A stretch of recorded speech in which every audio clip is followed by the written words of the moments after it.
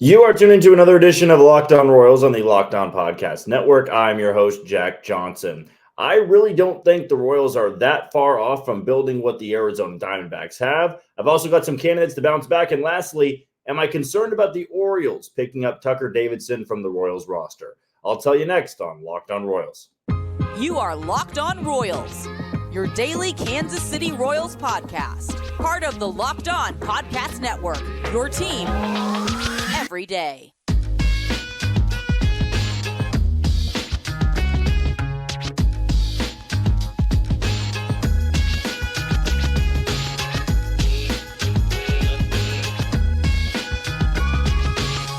Thank you for tuning in to another edition of Locked On Royals on the Locked On Podcast Network. As always, I'm your host, Jack Johnson, and follow me on Twitter at JohnnyJ_15. That's at JOHNYJ_15. And be sure to download this podcast on wherever you get your podcast. That can be Apple Podcasts, Spotify, Amazon Music, and on YouTube. Just be sure to hit that follow button and subscribe. Today's show is brought to you by FanDuel. Got a lot of sports that are right around the corner. We're in full swing now for the World Series. Game 1 will happen on Friday. So go to FanDuel, start placing your bets now. We'll be talking about them coming up in about 15 to 20 minutes or so. If this is your first ever episode tuning in to Locked On Royals, of course, welcome in. We always welcome in new listeners, and I'm sure you're wondering who I am. Well, I'm really no different than you. I'm a diehard Royals fan. My day job just involves maybe a little bit more sports, maybe not, but I work in Kansas City at Sports Radio 810 WHB.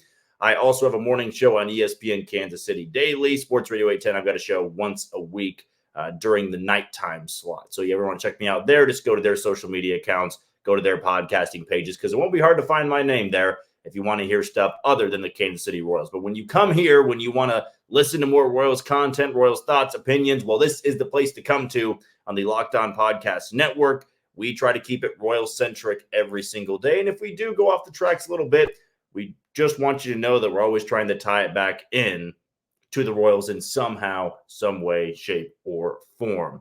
And I think that's what I wanted to do today. We saw last night in Game 7 of the National League Championship Series an Arizona team pull off the impossible. And that was to go into Philadelphia, trailing 3-2, rattle it off in Game 6, and then find a way to win in Game 7 with Brandon Pfaadt, a rookie, on the mound. And Philly was throwing everything at Arizona. I mean, they used Zach Wheeler out of the pen. They started Ranger Suarez, who was arguably their second-best pitcher behind Aaron Nola. You could have given the nod to Zach Wheeler. Wouldn't, harp on it too much. But Ranger Suarez had been really good. And you throw that lineup at Arizona, I think the money would track a little bit more towards the Phillies lineup, to that offense, playing at home. You're not going to lose Game 7. There's no way you're going to lose Game 7. What we saw last night, an Arizona team that won 84 games in the regular season pull off the impossible. And we've dedicated the podcast segment before to, fans that were complaining about the ratings now and, it means the regular season is meaningless. Look, I don't think that Arizona came into the postseason with any sort of advantage. The wild card series, they didn't get any games at home. They had to face Milwaukee. Then they had to face the Dodgers. And if you're thinking the Dodgers got the short end of the stick, they had 2 games at home. And they could have fought back against the Diamondbacks in Arizona. Didn't happen. And then Philly, they had their chance to win in Game 4. They win the first 2. They dominated the D-backs in the first 2 games of the series. So I'm not shedding any tears for a team that had the advantage going in to beat an Arizona team. They didn't have to face the Dodgers. They got an 84-win Arizona Diamondbacks team that wasn't really supposed to be there. So if you're going to complain about the regular season format, no, it just means that the regular season wins don't matter. I'm not really here for it. You win 100-plus games, you get a 1 seed, a 2 seed, or a 3 seed, guess what? Well, if you're the 1 seed, you get a bye. You don't have to worry about the wild card series. And then it's, they don't get to play baseball for a week. Oh, my gosh, give me a break.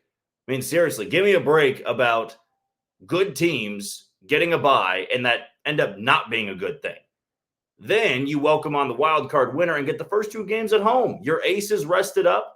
Sometimes the wild card winner doesn't get to start the race in Game 1. Sometimes they do, sometimes they don't. If you're into big-name teams being in the World Series, that's your opinion. If you wanted the Braves and the Orioles, the 2 1 seeds, to make it, I mean, the Orioles had a low payroll, so I don't really know if the ratings on that side would have been fantastic. If you wanted the Astros to be there, you wanted the Blue Jays to be there, well, they had their fair chance. I mean, to me at this point, if you're more so about regular season wins, well, then I'm assuming on your side of things, you don't want a postseason at all. Let's just go back to the way it was, and let's take the best team for the American League, the best team for the National League, and they go to the World Series. Let's not even worry or concern ourselves if we're going to constantly complain about Arizona making the World Series. And here's another thing I want to add before I get into the Royals side of things here. I mean, Arizona played in the NL West, so there's a reason they had 84 wins. They're dealing with the Dodgers. They're dealing with the Padres, the Giants. It's a tough division to be in. They were good enough to get in. And then the argument is, well, all you got to do is get hot for 2 weeks. That's kind of the same for any sport. You can get hot in March Madness. Look at the Final Four last year. It was Florida Atlantic, San Diego State. I mean, UConn, who wasn't a 1 seed, they just got really hot at the right time. It's what makes that postseason, time in basketball fun. In the NBA, yeah, you may see more of the top dogs in the finals more often than not. But I think what we've seen in this World Series is better than anything.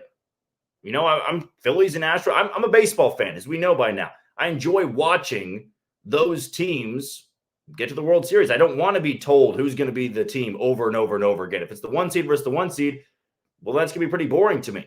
That there were 2 excellent series with Texas and Houston, excellent series for Arizona and Philly, but don't act like Philly is, a team that deserved an extra advantage here, or that Arizona sucks, so they shouldn't be there. Arizona got it done. They won on the road against Milwaukee. They won on the road against the Dodgers, and they had to win on the road against Philly. I tip my cap to them. But again, what you're wondering right now is the Royals and Arizona tie-in here. Well, we brought it up before, and I just kind of wanted to touch on it again. I thought that this World Series really is perfect for the Royals front office. You've got the Rangers, who spent a lot of money to get to where they're at, and Arizona, who caught lightning in a bottle, I would say, resemble the 2014 Royals a little bit, but also I don't think have a payroll that's astronomical. I mean, really, to me, everything Arizona's done roster-wise, roster construction, is something the Royals can do. I mean, you have your superstar. Okay, Corbin Carroll is a superstar in Arizona. Well, I'd say Bobby Witt Jr. is pretty comparable to somebody like Carroll, only Carroll's under a long-time contract now. He's got that 8-year deal. Now, what the Royals are missing is a Ketel Marte, their most expensive player on the roster since they DFA'd Madison Bumgarner. I think they're still paying him, though. But for a guy that's actually on the roster, the Royals don't have a Ketel Marte. They don't have a Christian Walker. But I think there's 2 guys that could reach that ceiling. I think Vinny Pasquantino could be a Christian Walker over a full season. I think that Michael Garcia could be a Ketel Marte type if he hits that ceiling. And then the Diamondbacks have a lights-out bullpen and a great rotation. I wouldn't even say a great rotation. They got Zach Gallen, Merrill Kelly. Merrill Kelly, I think, is making about $9 to $10 million a year. Zach Gallen's the ace, but they made trades at the right time. They got Gallen in that Paul Goldschmidt trade. It took a little bit of time, and it took a while, but now it's paying off. But like Brandon Pfaadt was not excellent in the regular season, but it's finding the right guys that fit your roster. I mean, going after Ryan Thompson from Tampa Bay, going after somebody like Paul Sewald from Seattle, making moves like that to solidify that bullpen. What gives me hope, what gets me giddy about this situation, much more so than the Texas spot. I mean, I just don't see the Royals doing what Texas did. Spending $500 million on a middle infield, I don't see that happening.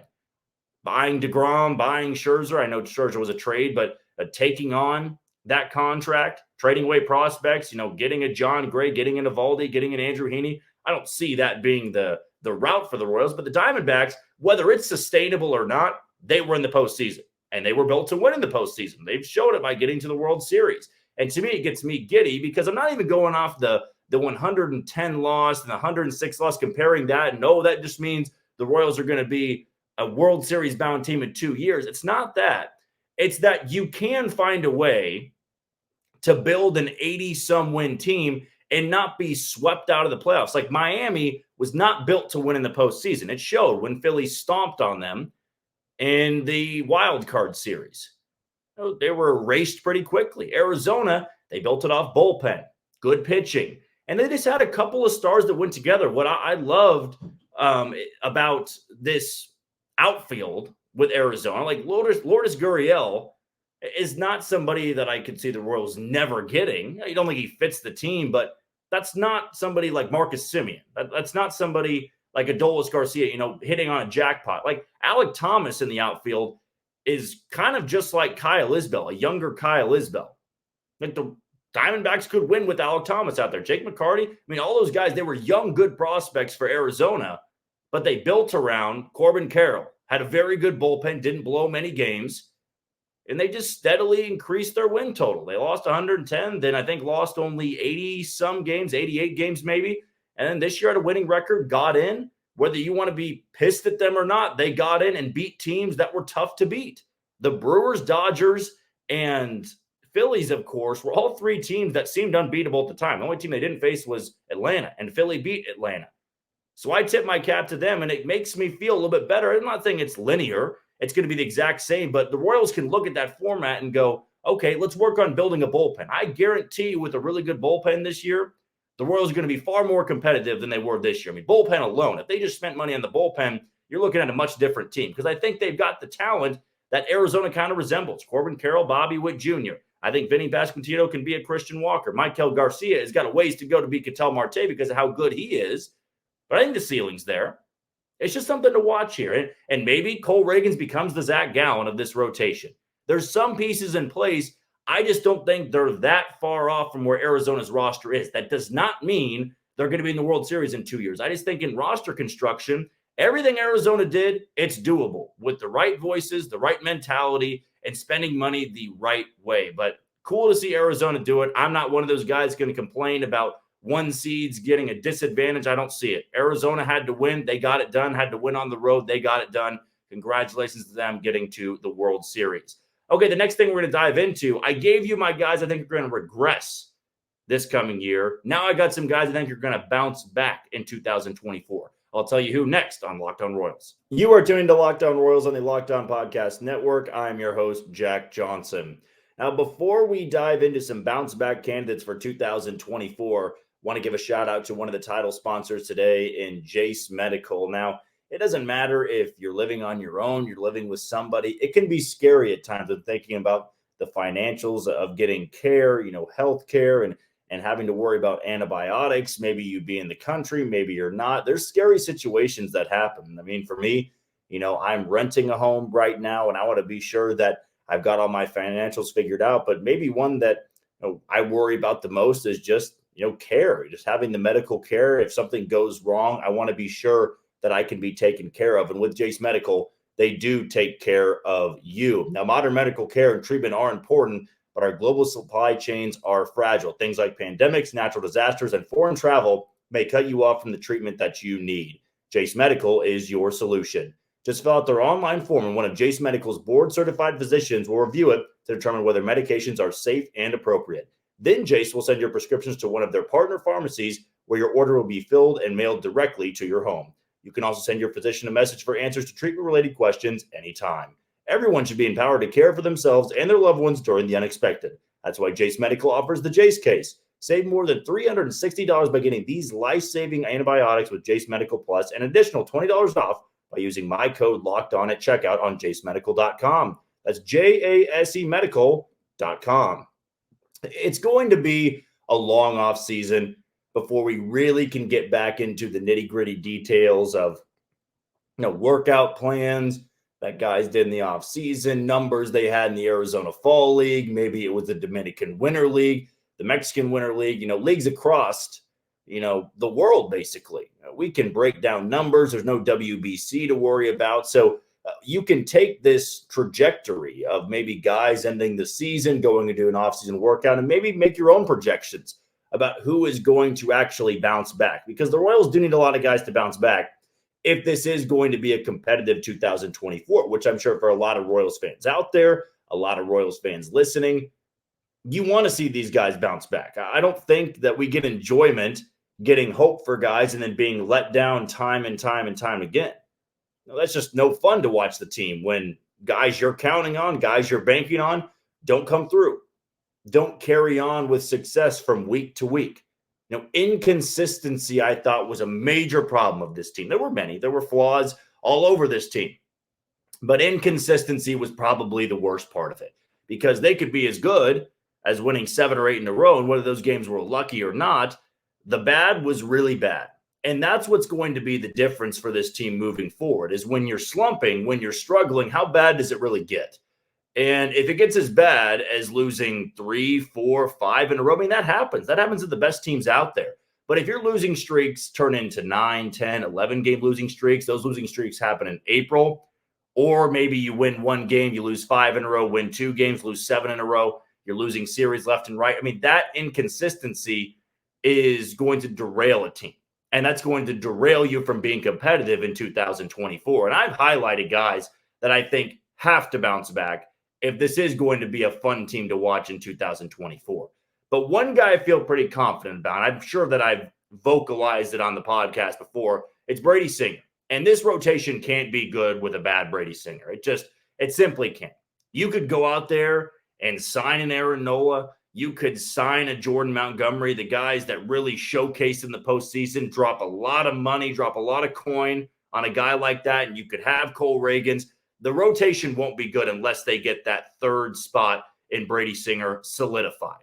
And I really do feel like, I'll keep harping on it, I'll be beating a dead horse, I guess, but I really think Brady Singer is going to have a pretty good 2024. So much went wrong for him. It was the setback in the WBC, the untimely starts in spring training, the slow start in April, and then going through a really rough patch. He never was able to get back on course. The velo was down. Then he trusted the changeup. Then he didn't trust the changeup. And all of that, I think, is going to be ironed out in the offseason. I don't have any true sources into that. I don't know where Brady Singer is going to be working out in, but it's very important for the competitiveness of this team and for the trade deadline next year. I thought that Brady Singer would be a really good trade candidate this offseason. Maybe he still is. Maybe teams are calling about him because they think what I'm thinking. He's going to bounce back this coming year.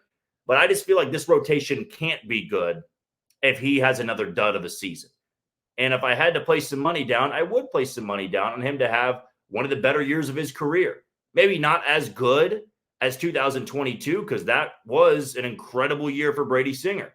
But I don't think it's going to be as bad as it was last year. I can see him, working in 155, 160 innings, maybe get to 170, an ERA south of 4. The whip gets down to league average. He's striking out at a higher clip again. I think the velo's back a little bit next year with a normal spring training, so he's one of my guys to watch. The second guy I have, I don't even know if you can count it as a bounce back because he was really good in the second half for a long period. That's MJ Melendez. There's something about MJ that I constantly hold out hope for. I think he is somebody that has now found his position. He doesn't need to worry about catching. He doesn't need to worry about right field. He's going to be this team's left fielder. And when he's that left fielder, he knows how to play it now. It may not be the best. It may not look the smoothest, but he's not worrying about where he's going to play every single day. So therefore, he can just focus on hitting. And when he was focusing on hitting and he had defense, batten down a little bit, he was a very successful contributor at the plate. He was above league average. The power came back. The walk rate came back. And I think with that quick adjustment he made with his hand placement right before the All-Star break, that changed his career, I would say. Because if he struggles to end the year, I'm not saying that his career would have been done, but I don't think you look at MJ Melendez anymore. If he finished the second half exactly how he did the first half and you go, that's a guy who's going to be in left field next year. I think you pencil in MJ Melendez pretty easily into the opening day lineup unless some big-time trade happens, which until those rumblings start, I'm not going to make that prediction. So he's my second guy to watch for as a big-time bounce-back candidate. And number 3, I am going to say Michael Massey. Some people are not on the Michael Massey train. I get it. He doesn't hit well enough. Maybe you don't like the slumps that he has, but people forget. Maybe you didn't, but I certainly did for a while. How bad Michael Massey was in April. I mean, that's not even a below-average hitter. That was one of the worst offensive players in baseball. And I don't think Michael Massey is that type of hitter. We saw once he was rolling, once he tapped into that power a little bit, you had a decently power-hitting second baseman with above-average defense. That's valuable to this team. He's making next to nothing. He's young. He's under control. If he can run into 15 home runs a year, I'm all right if your OBP is 305 or 310. You're showing more power there. I don't need the walk rate to be immense. You have great defense at second base. And I just ask you the question. It could be one stat here. If I gave you a Gold Glove caliber second baseman and he hit 15, 16 home runs next year, would you take it? I think I would because I think second base isn't as valuable as a position as we lead it on to be. And I don't think Michael Massey is going to have as bad of a start as he did last year in 2024. He's got more games under his belt. He's a little bit more experienced, a little bit more mature, has a better approach at the plate. I think he is somebody that's going to have a much better 2024. I got hope for him. I got hope for Melendez, and I got hope for Brady Singer. So those are my three guys I think that are going to bounce back this upcoming year. All right, the last thing I want to dive into is a roster move that was made earlier this morning, and that's the Baltimore Orioles claiming Tucker Davidson off waivers from the Kansas City Royals. It was a short stint in Kansas City, but we've seen players go to Baltimore and thrive. Are the Royals going to regret this move? I'll tell you next on Locked On Royals. You are tuned into Locked On Royals on the Locked On Podcast Network. I'm your host, Jack Johnson. You can always follow me on Twitter at JohnnyJ_15, and you can find this podcast on wherever you get your podcasts. That can be Apple Podcasts, Spotify, Amazon Music, Google Podcast, and you can find us on YouTube. Just be sure to hit that follow button and subscribe. Before we go any further, let's give a shout out to the other title sponsor today in FanDuel. I know a lot of you out there. I've got a lot of friends that place bets every single week. NBA tipped off last night. College basketball is right around the corner. College football is coming up this weekend. NFL, of course, and the World Series is going to be happening this coming weekend as well. So there are a multitude of ways that you can start betting on these games, and you don't need to wait till the end of the game. You can bet in the game. It is a fantastic way if you are into sports betting. And where I go to, that is FanDuel. Now, with the World Series back and the postseason baseball in full swing, you need to go to FanDuel, which is America's #1 sports book. Join FanDuel today, and you'll get started with $200 in bonus bets guaranteed when you place your first $5 bet. Little money for a big-time reward there. So just visit FanDuel.com/lockedon to create your new account. Then you can get in on the action from the first pitch until the final out. Bet on everything from strikeouts to home runs to who will win the game. And if you don't want to wait until the whole game to get that W, predict what will happen with the next at-bat with quick bets. So head on over to FanDuel.com/lockedon right now. Step up to the plate this postseason with $200 in bonus bets guaranteed. Make every moment more with FanDuel, official sports betting partner of Major League Baseball.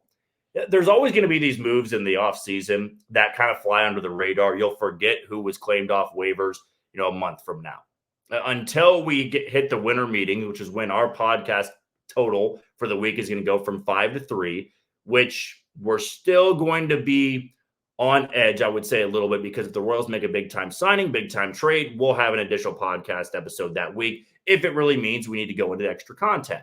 But I would say for the majority of November, it's going to be pretty quiet. I don't think there's going to be a ton of signings happening. Of course, once December rolls around, that's when things really start to ramp up. They meet down for the winter meetings. The Rule 5 draft happens. But for these next couple weeks or so, there's going to be waiver claims of guys that you forget about 2-3 months from now. You're just not going to remember it. And if you didn't watch the Royals at the tail end of the year, you might not know who Tucker Davidson is. Well, Tucker Davidson was a part of a scheme that I liked, a method, really, that I liked for what the Royals did in the second half of the season. Take a waiver claim. No, it's the best way to find talent. Throw stuff against the wall. See if it works. It doesn't cost you anything. When you're as bad as the Royals were, which was the second worst record in baseball, you try to add talent any way you can. And waiver claims are the best way to do it. Teams DFA guys left and right. You're high up on the order. You're high up on the pecking order. You are second. And the Royals claimed Tucker Davidson off waivers when the Angels DFA'd him. Now, he wasn't phenomenal. He didn't do anything extraordinary. And the Royals clearly want to revamp their bullpen, and Tucker Davidson wasn't a part of that. Now, the Baltimore Orioles this morning claimed him off waivers. And I already saw some people on Twitter going, oh, well, expect him to be one of the best relievers in baseball next year. And, of course, the Royals made another mistake. I mean, I'm just not there for it. I'm not going to immediately start slandering the move when I would say the majority of people who tuned out the Royals don't know who Tucker Davidson was. And am I saying it's impossible for Tucker Davidson to become a good reliever? No. He could be good for Baltimore next year. I know that he used the splitter a lot. And the Locked On Orioles podcast, broke it down a little bit and said that, there's a reason they like him. Felix Bautista throws a splitter a lot of the time, and so does Tucker Davidson. They like that pitch. They can work with that pitch. Maybe it works out for them. But here's the thing. With waiver claims, that doesn't bother me. If you place a waiver claim on somebody and they don't perform that well for you, and then you move on from them and he catches on elsewhere, well, it happened. Okay, Brent Rooker was claimed off waivers by the Royals last year and then went and was an all-star with Oakland. Did that make Oakland that much better? No, sometimes it's new scenery, change of scenery. I mean, Tucker Davidson was with the Braves, and then he was with the Angels, then the Royals. None of those teams could figure him out. I mean, actually, ERA-wise, Tucker Davidson had a career best 5.05 ERA with the Royals. I'm just not losing that much sleep about it. When the Royals moved on from Yoel Payamps last year, it was like, I just don't know why when the bullpen was so thin. And then we saw him become a lights-out reliever in Milwaukee. Who even knows if Tucker Davidson's going to be on the roster in Baltimore? It's a loaded roster. You think they're jumping through hoops? They're doing backflips for claiming Tucker Davidson off waivers? If anything, it tells me the Royals are trying to seriously add to their bullpen. They're trying to clear some spots on the 40-man. They don't want to just go through guys that finish the year with them in the bullpen. There's going to be some guys that stick around. I think John McMillan will. I think that Colin Snyder will. I think that Dylan Coleman will, but they're going to want to add. And I'll ask you this right now. Would you rather move on from Tucker Davidson, or would you like to see what's out there? I mean, if you kept Tucker Davidson and he's on the opening day roster in 2024, does that do much for you? Didn't for me. There wasn't anything that really stuck out to me. Yeah, I think he had a decent spin rate on the splitter, but when he was out there, he didn't blow me away. And it was kind of a tryout at the tail end of the year for Kansas City. Working with guys that could maybe be fits for the bullpen, he just wasn't one of those guys. And if Baltimore turns him into something, good for Baltimore. They clearly know how to fix bullpen guys. They fixed Jorge Lopez, traded him to Baltimore, or traded him to Minnesota, got Yenier Cano out of it. They swindled Minnesota. But that's what happens in baseball. Guys have a change of scenery. Guys work with different players, different coaches, and it turns out better for them. I know at times it feels like the Royals are the only team that gets screwed by it, but they also had some successes this year. Texas probably feels a little bit dumb, not that they're probably not because they're in the World Series, but about losing Cole Reagan's, never being able to tap into Cole Reagan's potential. The Royals did it with James MacArthur. They did it a little bit with Nelson Velasquez. We talked about all three of those guys yesterday. So they've been on the winning side of some things. I'm not saying they're always winning, but they're also not always losing. And I'm just not going to be losing much sleep over Tucker Davidson being claimed by Baltimore. If he succeeds, good for him. But the Royals need to add serious talent to their bullpen. I just don't think Tucker Davidson fit into those plans. Well, that's going to do it for another edition of Locked On Royals on the Locked On Podcast Network. I've been your host, Jack Johnson. Be sure to follow me on Twitter at JohnnyJ_15. That's at JOHNYJ_15. Until tomorrow, you take it easy, Kansas City.